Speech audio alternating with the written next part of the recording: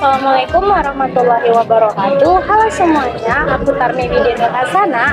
Gue dari jurusan Ilmu Komunikasi angkatan 22. Nah, di sini aku mau ngebahas tentang teknik kamera video. Dengerin sampai akhir ya. Tahap yang pertama, saya akan menjelaskan tentang mekanisme dasar kamera video. Di antaranya ada pengenalan cara lensa, bodi, dan bedah menu kamera. Yang pertama, pengenalan kerja lensa. Fungsi utama kamera lensa digunakan untuk mengumpulkan cahaya dari objek yang difoto. Fitur zoom lensa memungkinkan pengguna memperbesar atau memperkecil gambar. Yang kedua, ada penyesuaian fokus. Kamera video memiliki sistem penyesuaian fokus yang dapat diatur secara manual atau otomatis. Fungsi fokus otomatis secara otomatis menyesuaikan fokus tergantung pada subjeknya. Yang ketiga, ada aperture. Nah, aperture itu bisa disebut dengan bukaan lensa yang mengontrol jumlah cahaya yang masuk ke sensor. Nah, pengaturan aperture ini mempengaruhi kedalaman bidang dan kecerahan gambar.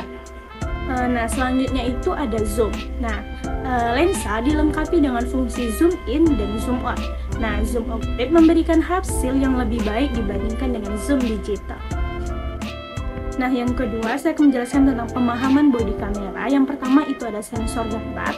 Sensor gambar CCD atau CMOS terletak di badan kamera. Sensor ini mendeteksi cahaya dan mengubahnya menjadi sinyal listrik. Yang kedua itu ada viewfinder atau layar LCD. Nah, beberapa kamera video memiliki jendela bidik untuk melihat secara langsung objek rekaman. Layar LCD adalah antarmuka visual utama untuk melihat gambar dan mengakses menu kamera. Selanjutnya itu ada tombol pemantik. Nah, tombol ini tuh digunakan untuk memulai dan memberhentikan perekaman. Tombol ini juga dapat memiliki fungsi lain seperti mengambil foto atau mengakses fitur khusus. Nah, yang ketiga, saya akan menjelaskan tentang tata letak menu kamera. Yang pertama itu ada mode perekaman. Nah, menu kamera ini menyediakan opsi untuk memilih mode pengambilan, seperti video, foto, dan mode lainnya. Beberapa kamera memiliki mode khusus seperti gerakan lambat atau selang waktu. Nah, yang kedua itu ada pengaturan exposure. Nah, pengaturan exposure ini seperti mengatur kecepatan rana, bukaan, dan ISO dapat diakses dari menu ini. Nah, mode manual memberi kita kendali penuh, sedangkan mode otomatis itu membuatnya lebih mudah digunakan. Nah, selanjutnya itu ada pengaturan white balance. Nah, menu kamera ini memungkinkan kita menyesuaikan keseimbangan putih tergantung pada kondisi pencahayaan.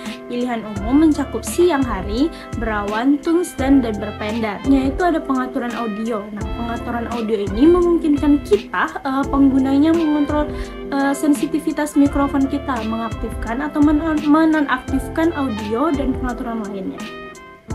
Nah, pada tahap kedua ini saya akan menjelaskan tentang pengenalan inti tombol kamera. Di antaranya itu ada iris, shutter speed, white balance, gain setup, dan filter. Nah, yang pertama itu ada iris. Nah, iris pada kamera adalah bagian dari lensa yang berfungsi untuk mengatur bukaan atau seberapa banyak cahaya yang diperbolehkan masuk ke sensor atau film kamera. Analog dengan iris mata manusia, iris kamera dapat diatur dengan nilai f-stop untuk mengontrol exposure dan kedalaman bidang dalam fotografi. Ini akan memberikan fotografer kontrol yang kreatif yang penting untuk menghasilkan gambar dengan kualitas yang diinginkan dalam berbagai kondisi pencahayaan. Nah, selanjutnya itu ada shutter speed. Shutter speed itu digunakan untuk mengukur seberapa lama pintu kamera terbuka, mempengaruhi exposure dan efek gerak dalam fotografi. Shutter speed yang cepat cocok untuk kondisi cahaya terang dan membekukan aksi. Nah, sementara shutter speed lambat cocok untuk kondisi cahaya rendah dan menciptakan efek gerak atau jejak cahaya.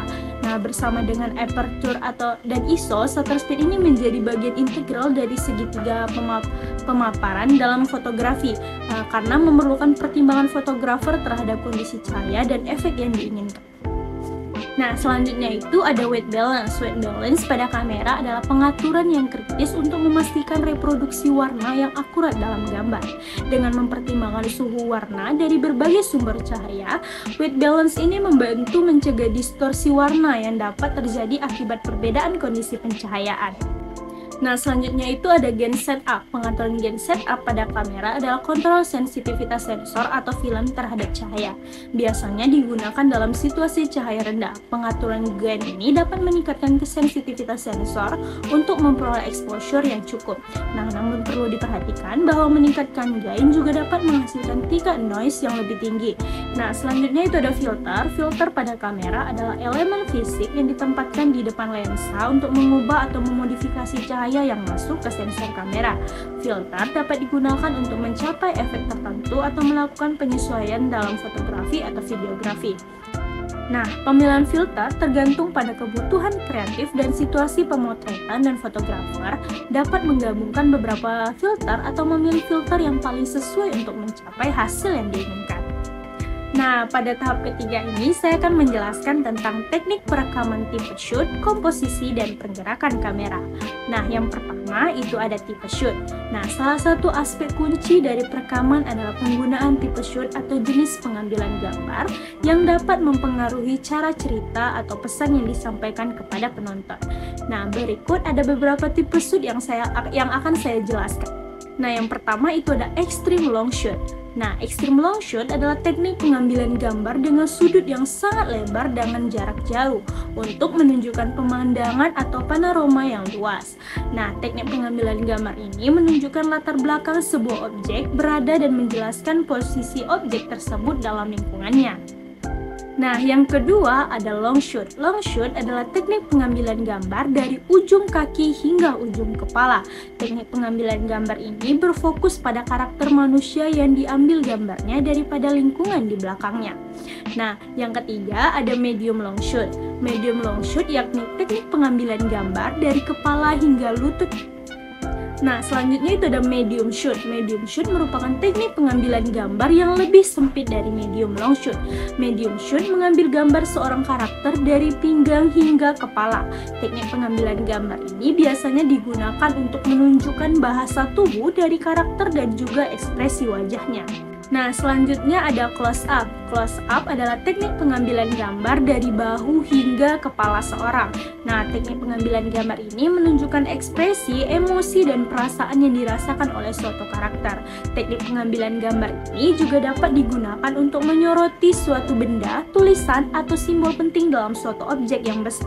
Nah, yang terakhir itu ada big close up. Big close up adalah teknik pengambilan gambar yang hampir sama dengan close up. Big close up juga menunjukkan ekspresi dan mimik wajah seseorang, namun dengan sangat detail. Teknik pengambilan gambar ini menyorot bagian leher hingga atas kepala atau dahi. Nah, di sini saya akan menjelaskan komposisinya. Yang pertama itu ada rule of threes, merupakan salah satu komposisi foto paling mendasar dan wajib diketahui oleh fotografer. Aturan ini sangat mudah dipahami, hanya perlu membagi frame menjadi 9 bagian sama besar. Teknik ini sangat berguna untuk membentuk struktur komposisi sebuah gambar. Nah, yang kedua ada komposisi fotosimetri. Komposisi ini meletakkan objek dan membagi bidang foto sama rata kanan dan kiri sehingga terlihat simetris. Namun, ada kalanya menempatkan subjek di tengah-tengah frame yang dapat menghasilkan foto yang menarik.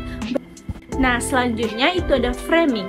Framing adalah membingkai objek utama atau point of interest, dikelilingi dengan elemen lain dalam foto. Salah satu manfaat menggunakan framing adalah mata para penonton akan fokus pada objek foto.